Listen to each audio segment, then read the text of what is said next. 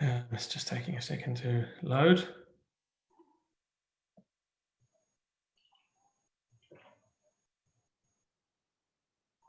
Okay, we are officially live on Facebook, and a warm welcome to everybody. And we're just going to start a watch party for the shul page. Goes all the little things. I'll do it from my phone. Yeah. Start a watch party. Okay, so now let's go back to Zoom. Taking a second to load. All right, so welcome everybody, and welcome to you, Bev. Thank you so much for joining us again. This is the final session of the Ashkenaz Jewish History, and of course, as Bev told me yesterday, obviously we could go on and on and on. There's so much to talk about, so she's tried to pick some of the highlights of the topic. And the good news is that we are in discussions, we are in negotiations with trying to get Bev back again after the Chagim for another session. One of the topics we were looking to explore was the Holocaust, and Bev obviously has got an extensive knowledge on that, and obviously we all enjoy the way she presents. She's a Holocaust guide at the Holocaust Center, and so just out of curiosity, if people are interested in that topic, if you wouldn't mind sending me an email, I'll put my email address in the chat, just so we know if there's interest on that particular topic. But if not, we might look at some other times in history. But we thought it would be very interesting to hear the perspective from the way Bev will present it. And yeah, so just let me know if that's something you would like. And now we're going to record this session over here as well. And enough of hearing me. So once again, thank you very much to Bev Sacho for her time. The last 2 weeks have been very engaging and exciting to understand the history of Ashkenazic Jewry. And tonight we go the journey west, a return to the land of Ashkenaz and beyond. So thank you so much, Bev, and hope everyone enjoys. Have a wonderful time studying. Okay, hi everyone. It's great to be back again this week and to be looking at exploring where the Ashkenazi Jewish people went after they had made their journey east. So just a really quick synopsis of where we were last week and the week before. So we started off with where Jews, Ashkenazi Jews, began their roots, and we looked at the lands of Ashkenaz, which were the traditional lands of the Rhineland, of Germany, Ashkenaz, and France. And then a whole bunch of things happened, including crusades and a rise in anti-Semitism, expulsions, and Jews landed up moving over to the east, to the lands of Poland and Lithuania and the Ukraine. And then at the end of the last session, we explored why Jews would have had to leave the lands of the Polish and Lithuanian Commonwealth, which was actually for many years a really good place for Jews to live. But it became progressively more anti-Semitic. There was a number of uprisings and massacres, and Jews ultimately had to make the decision to move west. Now, I mean, over the last couple of weeks, we sort of did 800 years over 1 hour, which is difficult. But in making tonight's talk, I realized it's much more difficult to do 200 years in 1 hour than it actually is to do 800 years in 1 hour. And that's because over the last 200 years, so much has happened. Time speeds up, and many things are happening now. Whereas in the olden times, you know, so there were less events, so you could do 800 years in an hour. But now there's honestly so much to talk about. It's really difficult to squish this all into a 1 hour session. So I'm going to attempt to squish in 200 years of Ashkenazi Jewish history into 1 hour, and I hope I can do this without including too much information. So I'm going to give you a basic idea of how we get to where we are today, because really today we are a product of the last 200 years. Okay, so let's look at what was happening the West. Why would Jews choose to go to the West? And what exactly was the West? So we're looking in the 1600s, after those Tak massacres, Jews decided to, if possible, to move back to the lands of Ashkenaz, okay, back to Germany. Germany always had an attraction for Ashkenazi Jews. That's where we came from originally, and German culture has always had some attraction to Ashkenazim. And after those Tak massacres, some cities, remember Germany was not a unified Germany. It was many different principalities, many different city-states. And so Jews could move to certain ones. Of course, Jews have been expelled from any of them, but they could move certainly to the north of Germany was appealing for Jews, and those cities were really on the up. Cities like Hamburg, cities like Altona, and of course the lowlands were just opening up for Jews, including Amsterdam, which became a really amazing city for Jews after the mid 1600s. And then we, potentially, and France, of course, certain parts of France, Alsace and Lorraine, were always attractive for Ashkenazim. We had come from that area initially, and Sfardim, actually, after the expulsion from Spain in 1492, there were some Jews who were new Christians who then reverted back to Judaism, who settled along the west coast of France in cities like Bordeaux, and they blended quite easily into French society. So they're already living there by the certainly mid 1500s, early 1600s. Of course, England, Jews were expelled, so Jews are not allowed back into England until the mid 1600s under Oliver Cromwell. So when I say moving west, I'm really talking about moving back to the lands of Germany, back to France, back to England, and then of course beyond. So I'm just going to go and share my screen. I want to talk about what was happening in the West, and really what was so attractive about the West. So whilst the East was really I'm still very much in a feudal system, and the thinking was not quite the same as what was happening in the lands of Germany and in France, because by the 17th and 18th century in the West, we have the Enlightenment. So really important to understand what the Enlightenment was, to understand the next 200 years of history, and certainly to understand the next 200 years of Jewish history, because we were very much in the Enlightenment. Now, the Enlightenment, of course, was the age of reason. It was the age when intellectual development really happened. Scientific experimentation, scientific evidence became important. People were understanding government. They were looking at human rights and equality. So all those things we know: equality, fraternity.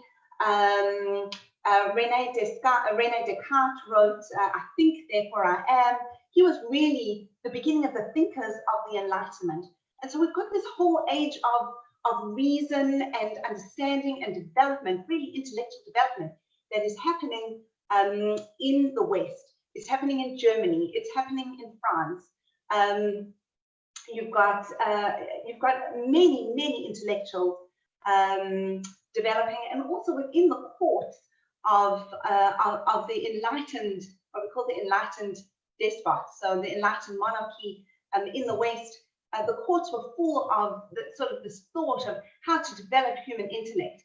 And of course, once intellect and the age of reason was really developing, religion became less important. And so people looking at why things would happen scientifically rather than what religion had really told people in the past. And Jews very much wanted to be involved in this Enlightenment period. The other thing that happens that really affects the next 200 years, of course, for the world and Jews, because we, of course, very much part of the world, is the Industrial Revolution. And so in the 18th and 19th century, you've got the age of machinery and urbanization. People start moving to the cities. Got a lot of smoke happening over there. You've got people moving to the cities, factories, all the textile factories, and life then as it becomes in the 18th and 19th century in the cities, rather than people living in an agricultural environment in the West. And Jews traditionally have liked cities, so generally haven't been farmers, although sometimes, but generally the Industrial Revolution was wonderful for Jews. So let's talk about now, because of course I said, Jews really wanted to be in the Enlightenment. Let's start talking about the Jewish Enlightenment. So Jewish Enlightenment is called the Haskalah. Okay, we have a very big distinction between the Haskalah of the West and the Haskalah of the East. And we'll really tackle that tonight, because that makes a very big difference in people's thinking, in development, and in the development of Ashkenazi Jews, in terms even of their religious affiliations. So in the West, we have the Haskalah developing about 50 to 100 years after the Haskalah develops in the general population. The Enlightenment, develops in the general population. The word Haskalah comes from Seichel, like your mind.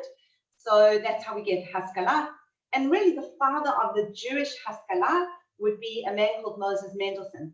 Very complex character, and has come to represent many different things for different Jews over the years. There's many different movements that have called him the father of their movement, but essentially he is really the father of the Jewish Haskalah.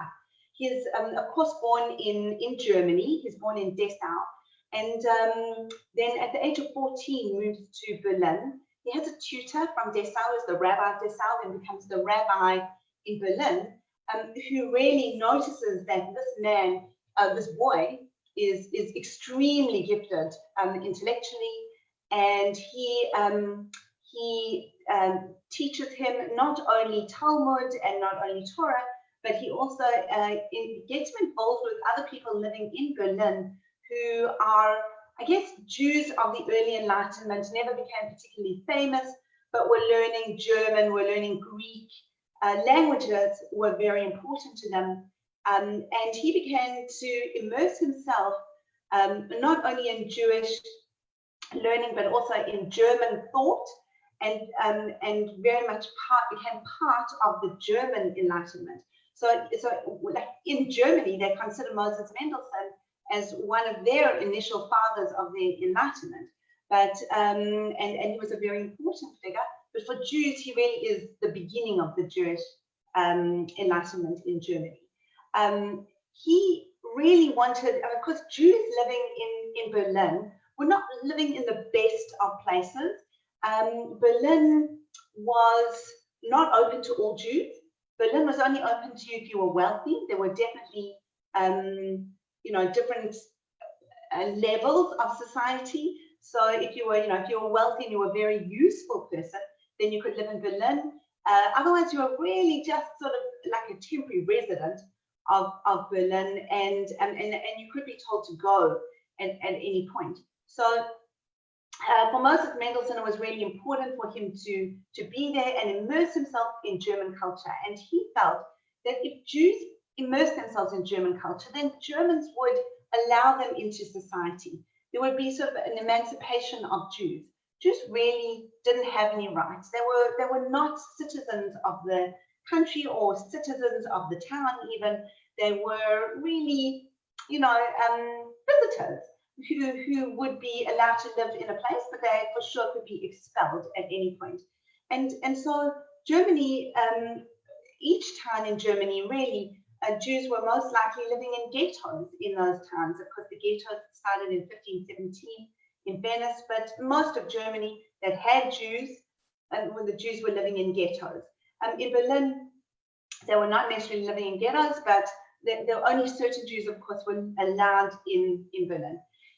Moses Mendelssohn starts to translate the Tanakh into German.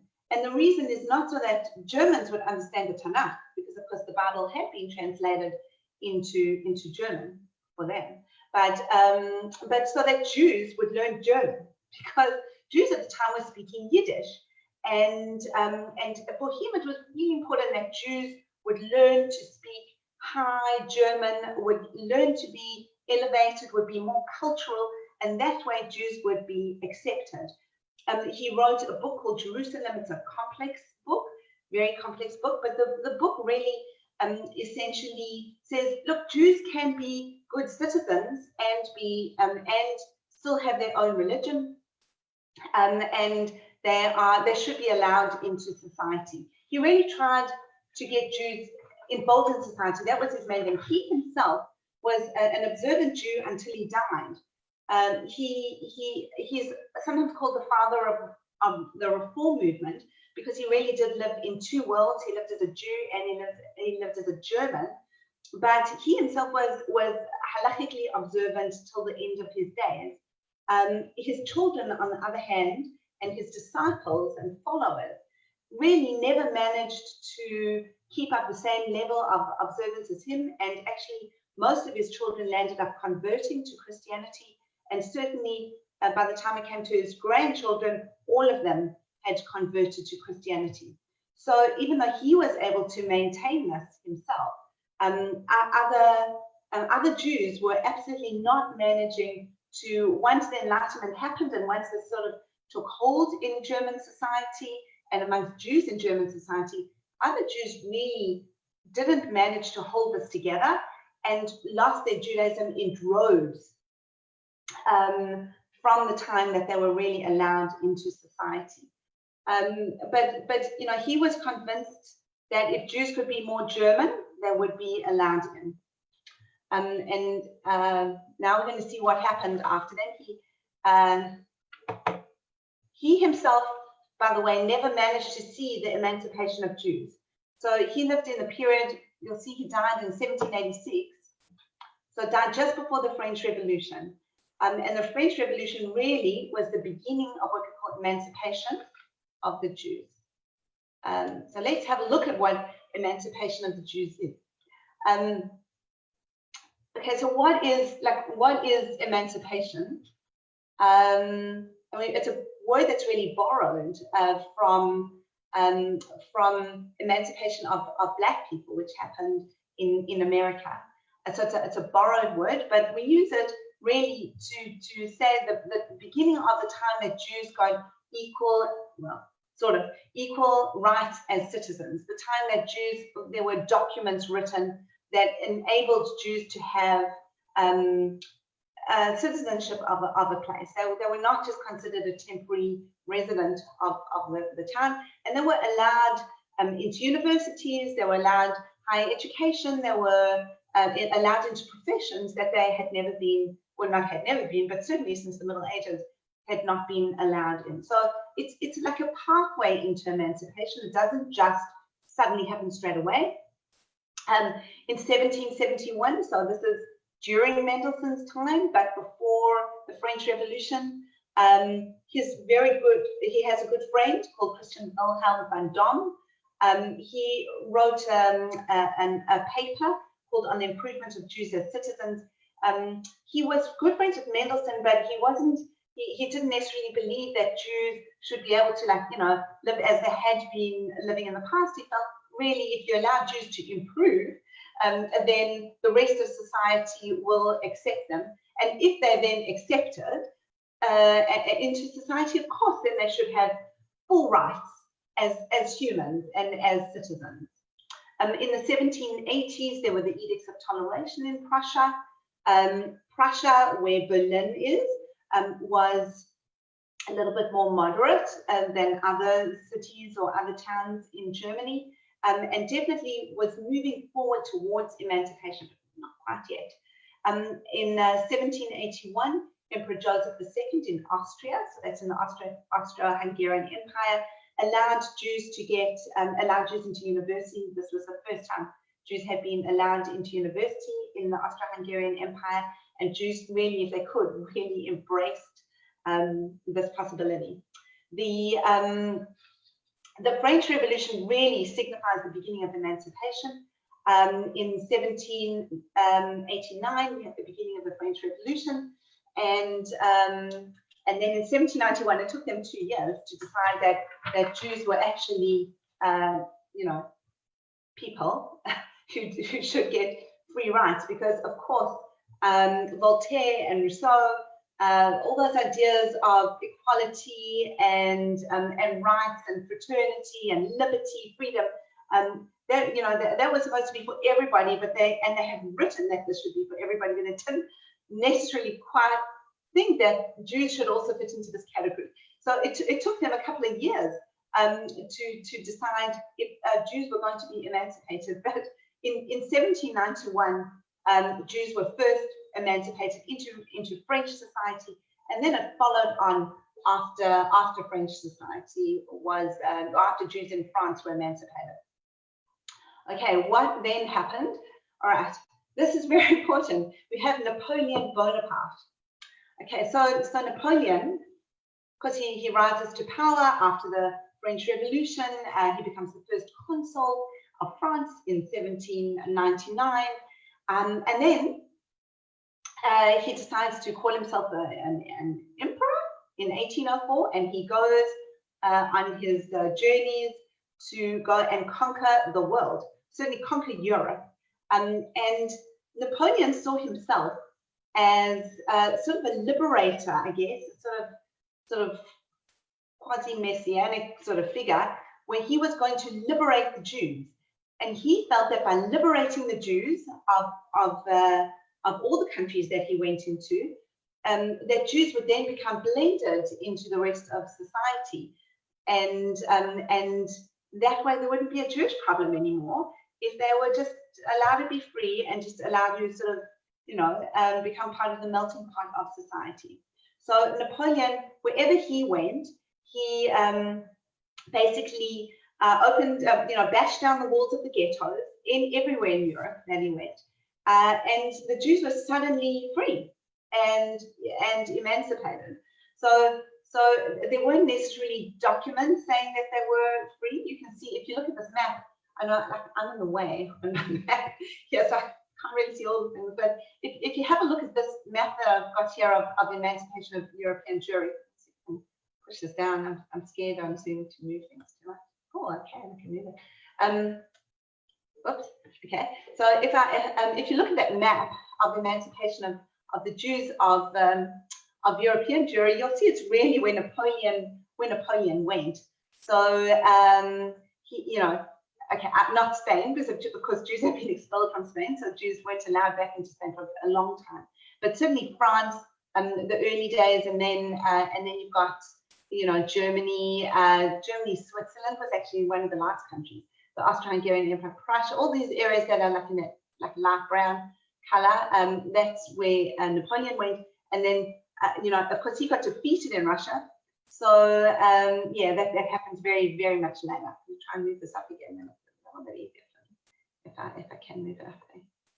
Okay. Oh yes, we've gone back. Okay, I'm going to stop sharing for a second, because I'll just tell you what happened really to French Jewry. So basically, once Napoleon opened up, once French Jewry was opened up and was emancipated, and once Napoleon then went out into the rest of Europe and opened up the doors, opened those gates of the ghettos, the Jews really embraced this. So we know with Jewry that if you basically say you're not allowed to do this and you have to do that and you have to do that, we're very stubborn people. We don't always want to. That's not necessarily a way to force us to be Christian. So if you say you have to convert, if you don't convert, you're going to be burnt at the stake. We are unlikely to convert. But if you say, look, the whole world is open to you. If you don't really have to do anything. You don't even have to believe in Christianity at all. You just leave your Judaism. Just leave it a little bit. Act like the people of the country. Act like the people of the state, wherever you are. You might just need to do this little nominal conversion thing, but you really don't have to believe in anything at all. That was just what Jews wanted, and embraced that possibility of really being able to step out into society, and Jews did on a large scale. In the 1800s alone, 250,000 Jews converted to Christianity. 250,000 Jews converted on their own free volition. There was no compulsory conversion. This was not like the Spanish Inquisition, not at all. Ashkenaz Jews lost a large portion of Jews at this time. French Jews, of course, had cast away their traditions very, very quickly. By I think it was about 1810, there were only 500 Orthodox Jews in France out of thousands. The rest were Reform or sort of nothing, or had sort of done a nominal conversion. The only Jews that were really what we would call like Orthodox Jews were in Alsace and Lorraine, and they were like on the German border. So Alsace and Lorraine were always like, you know, a little bit French, a little bit German. Jewish reactions to the Enlightenment. So let's see, because this is very important. I'm going to share the screen.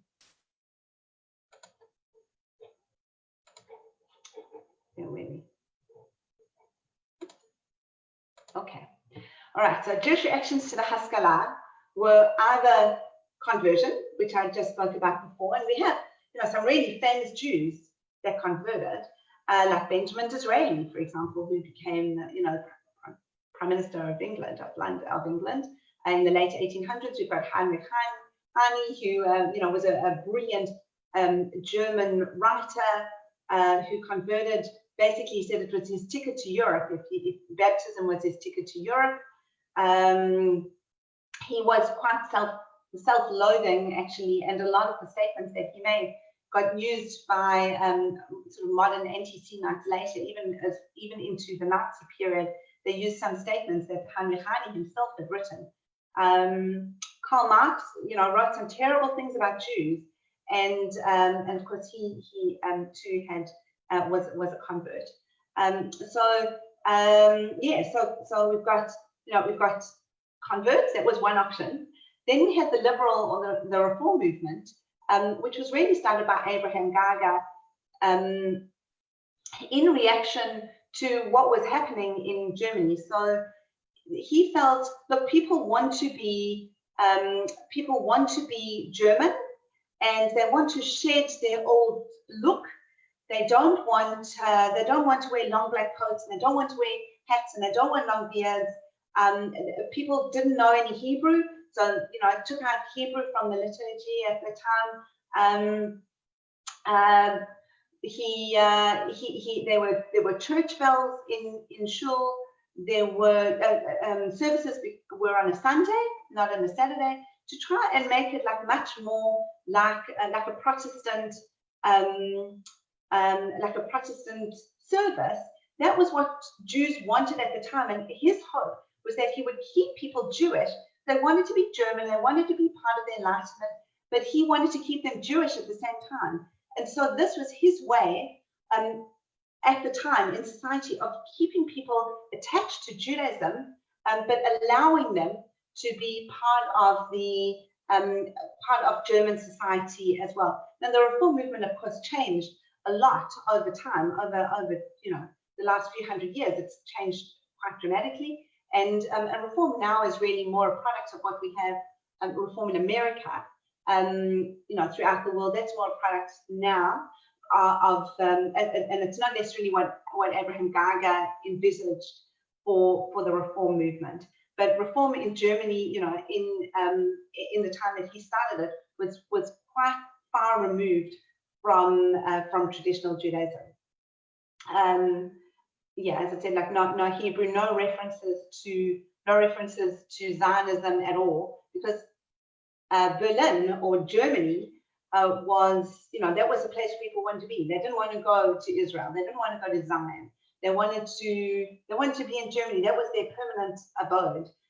They changed the word from synagogue or shul to temple, because temple is like a much more permanent thing than just like a meeting place, you know, Beit Knesset. So you want so it was really a Germanization, I guess, of Judaism.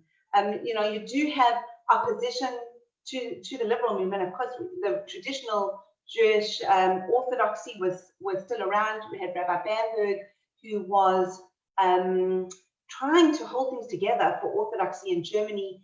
he was trying to say, okay, well, you can still be Orthodox, you can still keep tradition, but he didn't have a terrible relationship with the Reform movement, because especially in Germany at that time, you really had to choose. The city had to choose if the community was Reform or the community was Orthodox. You could only have one or the other. And of course, the German city would prefer a Reform shul rather than an Orthodox shul as their general shul for Jews. So you could only pick one community, and so it became quite difficult, and there was a lot of battling between Reform and Orthodox. He tried to hold it together, and then of course you've got people like the Khatam Sofer, who felt that anything new was actually really terrible, and that Jews really should cling to what they had before. Anything Hadash, he used the word Hadash, anything new should not be, it was dangerous for Judaism, and he felt this would be really, this was Judaism really needed to cling to its old beliefs and not change at all. And I mean, if you look at these pictures here, you can see, you've got Benjamin Disraeli, who really, doesn't necessarily, it's not the stereotypical looking Jew of that period, and Abraham Geiger also looks very much, like everyone else at the time. And here's the Khatam Sofer. So he was, of course, living in Bratislava, but he was very, very opposed to the Reform movement. And I guess there was just a movement of Ashkenazim inwards. So not to embrace the Enlightenment, not to embrace these new thoughts, and to move inwards into Judaism and strengthen the fences, strengthen the boundaries of Judaism. And then you've got a man down at the bottom, I hope you can see it, and no, I'm not blocking it, but Rabbi Shimshon Raphael Hirsch, who many of us know of today. I have many of his books just above me here. And he of course said, look, you can be a German and live in Germany, and you can dress a little bit more like Germans, but you've still got to absolutely maintain your strict halakha and strict adherence to Judaism. You can't change Judaism. So things that you can drop a little bit, like maybe if you want to drop a black hat, you could drop the black hat, but you still got to wear kippah. If you want to, if you don't want like a full beard, then you don't have to have a full beard, but you've got to have halachic beard. So he managed to sort of hold the two together as much as possible. He had his movement was called Dr. Shuren, and I mean, he was, and his idea was Torah in Derech Eretz, Torah with the ways of the land. And yeah, I mean, all these people, we could speak for hours about, but I absolutely have to move on now. Jewish ideas of, who they would see as their absolute epitome, living in Germany, who would be the epitome of like the most successful Jew they could think of at the time, and that would have to be Meir Amschel Rothschild. The Rothschild family, of course, managed to maintain their Judaism. They weren't religious, but they didn't convert out, certainly not in the early phases anyway. I mean, Meir Amschel Rothschild was a student of Talmud and had been destined for the rabbinate, but of course things changed in his life, and he landed up being this unbelievably brilliant financier who was extremely well trusted by the courts of Germany, and he had a very, very close relationship with the prince, and he established this empire. His children, of course, went to go and live in all different parts of Europe, and they established this independent banking empire in all different countries, depending on where the different children had settled. And so it appeared that that Jews were very, very wealthy and very, very financially successful in all different parts of the world. If you just looked at the Rothschild family, but of course, the majority of Jews were absolutely not the Rothschild. Now, if you are not Jewish and you don't like Jews, and you've been brought up not to like Jews, and you have watched this emancipation of Jews with bated breath, and then seen the Rothschilds and seen, Jews are now becoming extremely successful, where they are no longer considered second-class citizens. They have got freedom in the world.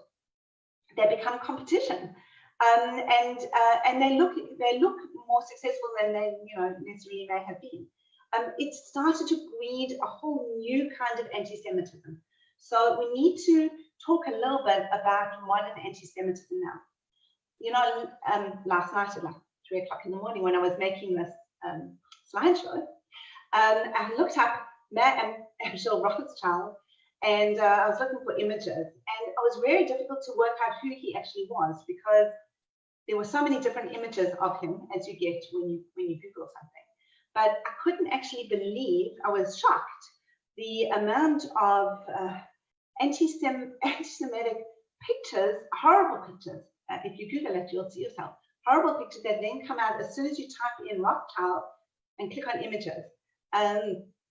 Like the Rothschilds are running the world, and the Rothschilds are overtaking the world. And it just seems to be that, like in the minds of modern anti-Semites, the Rothschild name really does strike a chord and make people, think that Jews are somehow in taking over the world. So let's just look a little bit at modern anti-Semitism. Because modern anti-Semitism develops really at this stage. You have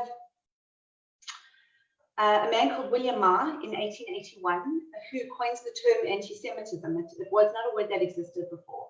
And anti-Semitism really changes in the late 1800s into a whole new beast.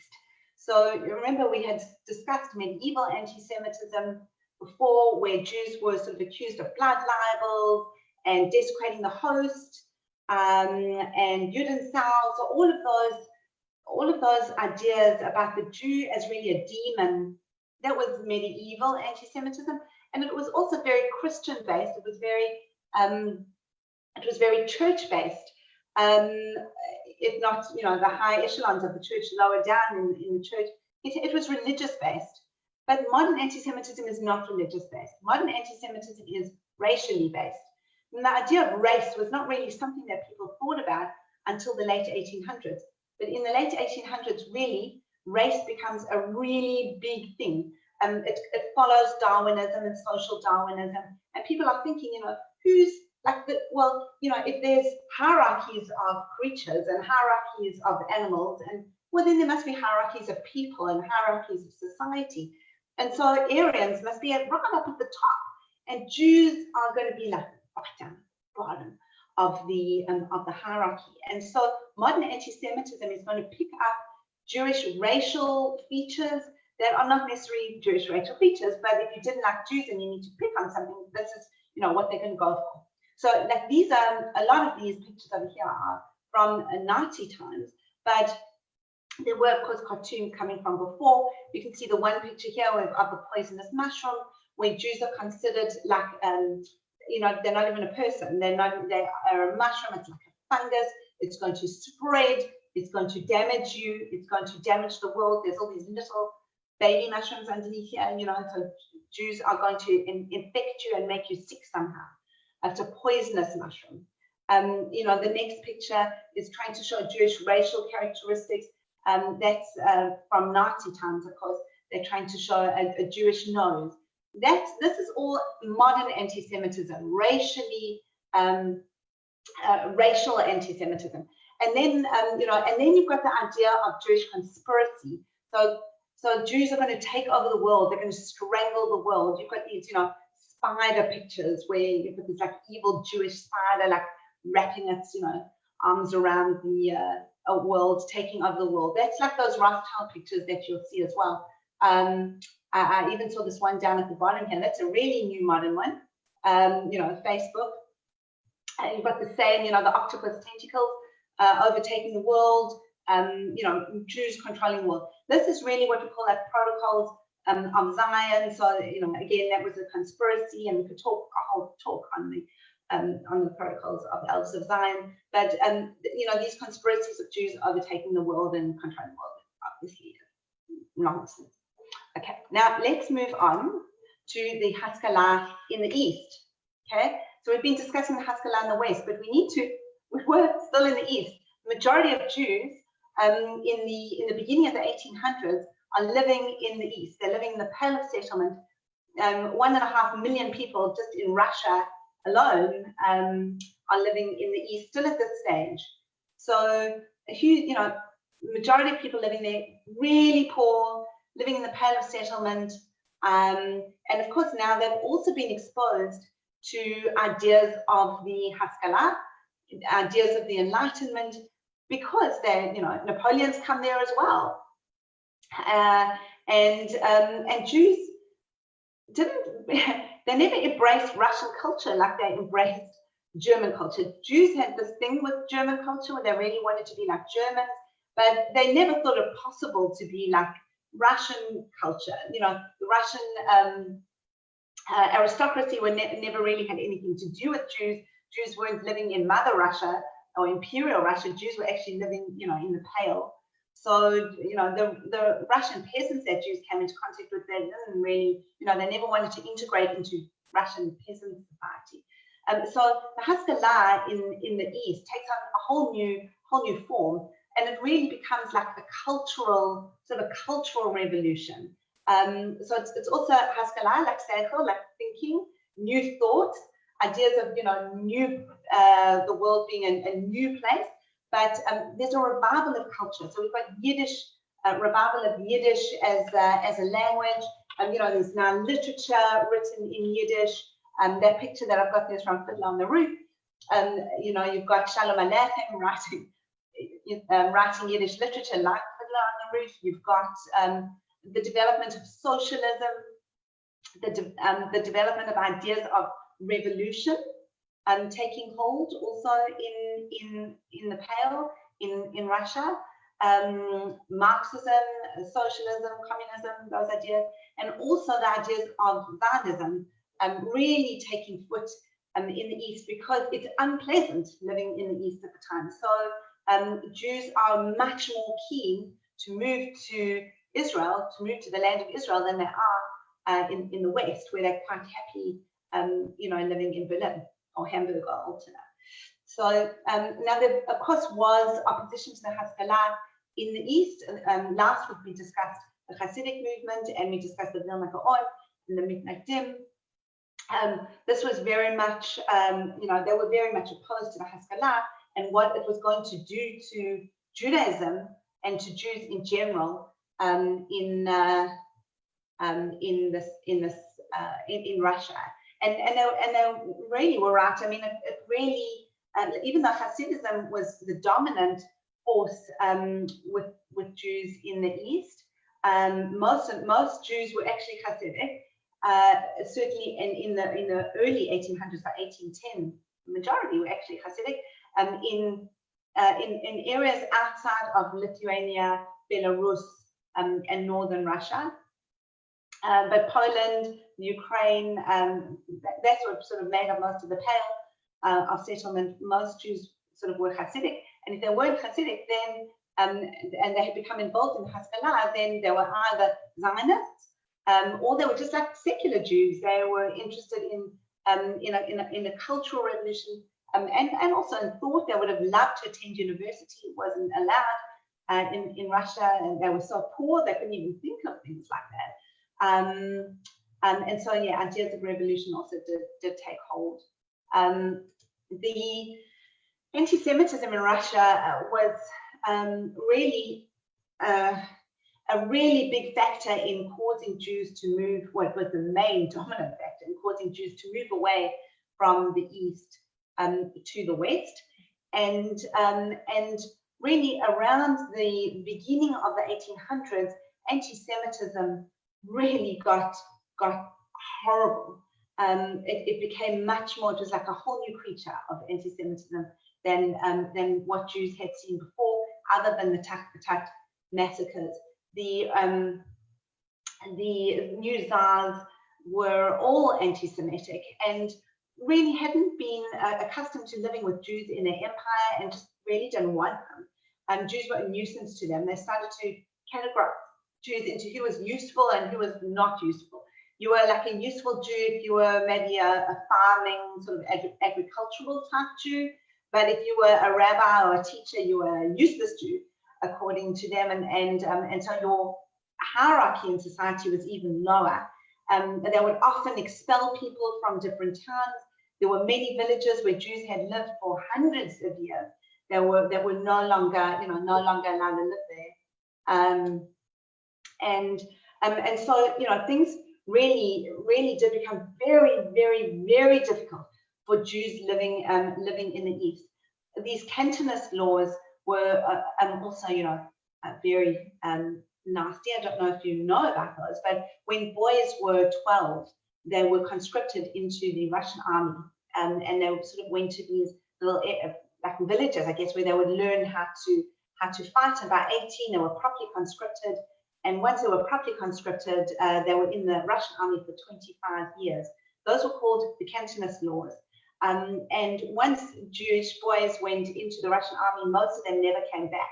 So they were either killed in war, or they landed up converting out under pressure. I mean, what do you know when you're 12, or even the pressures of an 18-year-old going into the army for 25 years?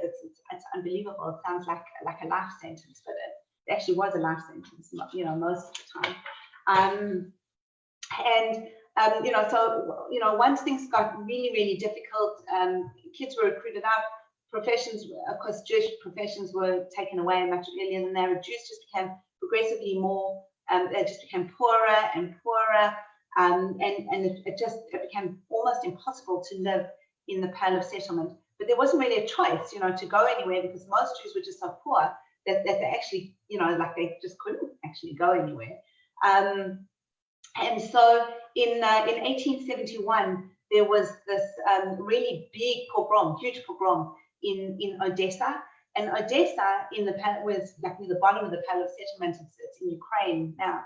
But Odessa was the seat of the Haskalah movement. It was really where the Enlightenment movement had taken most hold in Jewish East. In the Pale of Settlement, and to have a pogrom there, where so many people were killed and injured and hurt, was really very difficult for Jews to digest, because that was the place where Jews looked the least like Jews, and that was where the pogrom was. So it was very, very difficult for Jews. And then of course there were a whole bunch of other pogroms that then followed. Russia itself was becoming, it was very unstable during this time. The Tsars were, there was an assassination of Alexander II. The Jews, of course, were blamed for his assassination. So that sort of a whole instability. The serfdom had been stopped in Russia, and now, the serfs also wanted rights, and some rights were given, but not enough. And so there was this like anger of people were suppressed, and when they are angry and suppressed, very often they take out their frustration on the Jews. And so there were a number of big pogroms that then happened after them. After Odessa, in 1903, a big one called the Kishinev pogrom, a town in Moldova where Jews were like really very, very badly hurt. There were lots of Jews that were killed. And after the Kishinev pogrom, a lot of Jews decided to move, they just go. And then, of course, there are those Black Hundreds, which the Tsar Nicholas actually even invited them to come to his castle. He was so impressed with them. And the Black Hundreds were extremely anti-Semitic. And there was in 1905 a giant sort of four-day pogrom again in Odessa. So Odessa copped it twice. And then in 1911, there's the Mendel-Dalis trial, where Mendel-Dalis, who was just like a regular Jew in Kiev, got accused of a blood libel, like medieval blood libel, of drinking the blood of a Jewish child for Pesach. Really. Okay. So what did Jews do? Like they had to go, they had to leave. So where could they go? I'm going to stop sharing and or let me try and share. Where did they go? Okay, so a lot of Jews decided to go to Israel. There was a movement called the Chotavei Zion, or Chibat Zion was the actual name of the movement. And in the early 1800s, in 1881, 1882, they decided that they were going to go and live in the land of Israel, because it was Palestine at that stage. It was under the Ottoman Empire. It was, swamps and desert. And it was an agricultural aliyah. This is what we call the first aliyah. And they decided that they would go and build up the land. It was very difficult. Like the conditions were shocking. And there was a lot of opposition, of course, from the people that lived there. Plus, the mosquitoes, so they got malaria from the mosquitoes. And it was very, very, very difficult conditions. And actually, a lot of Jews went back. They couldn't handle it there. So about 25,000 to 35,000 actually went. And there were only about 15,000 Jews left there after a number of years because they actually couldn't handle it. But it had sown the seeds of certainly of agriculture, of building up the land, of trying to drain the swamps. And we have, towns that we still have today, like Rishon LeZion and Rosh Hashanah and Zichron Yaakov. Those are the towns that are still from the first Aliyah. And then, of course, we've got political Zionism, and this is really where East meets West. And this, picture here of Theodor Herzl, who was also an extremely interesting and complex character, who lived in Pest, Budapest. So he was in the Pest part, in the Austro-Hungarian Empire. A very assimilated family, completely assimilated family, Jewish, but very, very assimilated into the culture there. They were very, they were Germanophiles. They were very, very pro-German, and he actually ended up moving to Austria, to Vienna, and there he became a journalist. And he was not necessarily, ever thinking about the land of Israel until something happened. And in 1894, we have the Dreyfus trial. So Alfred Dreyfus, living in France, remember I'd spoken to you about France, France who had been emancipated first, and the Jews there were very, very French. They were more French than the French. But the anti-Semitism in France was terrible, and Jews had become accustomed to living with this anti-Semitism. Alfred Dreyfus was he was in the army, and of course there had just been this Franco-Prussian War that the French had lost. They were very humiliated, and the army was sort of looking for something, and someone to blame. And there was a very anti-Semitic newspaper there that was written by a journalist called Edward Dunant, and he basically started this rumor that Alfred Dreyfus was guilty of giving French secrets to the Germans, and so it was, his fault that they had lost the war, and sort of mentioned a whole bunch of things. And Theodor Herzl was one of the journalists that was covering this, so he thought actually Dreyfus was guilty when he started covering it, but he was really shocked that when Dreyfus was stripped of all his honor and sent to Devil's Island, before then, as he walked through the streets, people were shouting, "Death to the Jews, death to the Jews." They weren't saying, this man is guilty. And he realized that it all had to do with the fact that he was Jewish. And he realized that even though people were so acculturized, so French, and in Germany people were so German, he realized that this was not going to stop anti-Semitism. And the only way for Jews to have any sort of safety and protection in the world would be to have a Jewish state. And he wrote a book called Der Judenstaat, about a Jewish state. Interesting, his idea of a Jewish state was, not like totally like the land of Israel was. It was more like based on Vienna. He imagined there'd be a prime minister would be like a Rothschild, for example, and people would speak German. and they would dress, very nicely, and they would be very cultured. And of course, in the land of Israel, this was, not going to happen for a long, long time, because it wasn't Germany or Austria. But that was really his dream, was to start a Jewish state. And he was a very, very eloquent speaker. He managed to get an unbelievable organizer. I mean, he died at 44. So all the things that he managed to achieve by 44 was incredible. In 1897, he convenes this conference, the first Zionist conference, essentially in Basel, in Switzerland. And he said, if you win it, it's no dream. He said, there needs to be a Jewish state. He didn't actually mind if it was going to be in Uganda, but of course the Eastern Jews, the Jews who were actually going to be the ones that would settle in the land of Israel, opposed the Uganda solution, and said, look, it has to be in Eretz Israel, it has to be in the land of Israel. And he said, now you're all laughing at me with this idea, and in 5 years' time, you're probably going to think absolutely impossible. But in 50 years' time, you'll all know that it was true when I'm saying that there'll be a state. And Dafka, in 50 years' time, there was a state. Yeah, all coming from a highly assimilated, Jew who initially didn't have really any feelings about Judaism. But as time went by, he became more and more and more close to his roots and his people. So the ways of immigration, where did they go? I know I've only got a few minutes to talk, but where did people go? So from the early 1880s, from really 1881, we get Jews moving from the Pale of Settlement, especially also from other parts of certainly Lithuania, Ukraine, Poland, and really all the way around there, even from Germany, from the Austro-Hungarian Empire, Jews moving west, Jews moving to America, waves of Jews coming to America in the 1800s, late 1800s.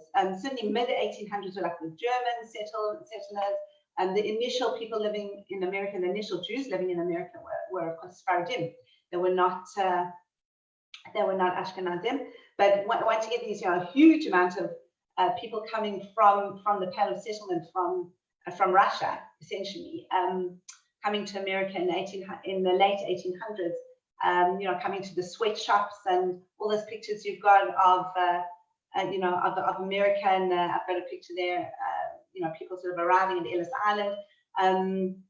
We have massive waves coming to America. Then certainly 2 million people by the late 1800s in America. Jews, of course, go to England as well. I think we had about 250,000 Jews going to England.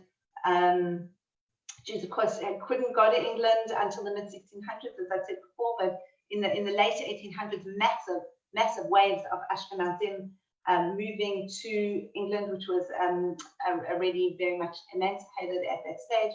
Had a British Prime Minister who was Jewish, Benjamin Disraeli, and also they landed very poor in the early beginnings in London, and certainly right throughout the UK, but eventually landed up doing very well as they did in America. Jews went to South Africa. I'm South African, as you can all hear. My family came from Lithuania, as many South Africans did. Large amounts of people going to South Africa, South America, also Brazil and Argentina, and Australia, where we're all living, where we're living now. And yeah, so that was essentially the movement west. What happened if Jews didn't move and they stayed behind? Really, Jews got trapped in the Holocaust. So we know that Poland lost 3 million Jews, the Ukraine lost 1.5 million Jews, Lithuania lost 85 to 90% of its population. I mean, Ashkenazi Jews were decimated in the Holocaust. Of course, there were Sephardi Jews as well that were killed in the Holocaust. certainly from Yugoslavia and from Romania and from Greece. But the Ashkenazim who were from Poland and Ukraine, Lithuania, Latvia, Estonia, those areas, Germany, France, the whole Austro-Hungarian Empire, the Holocaust took them all in the Netherlands, and 6 million Jews were murdered, 1.5 million children murdered, so it's a picture there of Auschwitz. Those rails were actually built specifically for the Hungarian Jews that came in right near the end of the war in 1944. So, Jewish Ashkenaz was decimated in Eastern Europe and certainly a lot of Western Europe, much of Western Europe as well, if you hadn't moved to further afield, further west.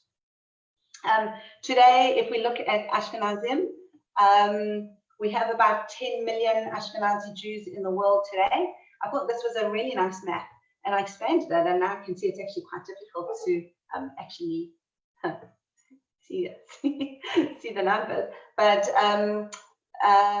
yeah, the blue bits essentially are Ashkenazi people living in the world today. This map was from 2019. So yeah, so you can see Russia, Australia, New Zealand, South Africa, most of South America, most of the most of the US, in fact the US and Canada are mostly Ashkenazi areas. You've got and South Africa, and then of course you've got Sephardi areas of the yellow.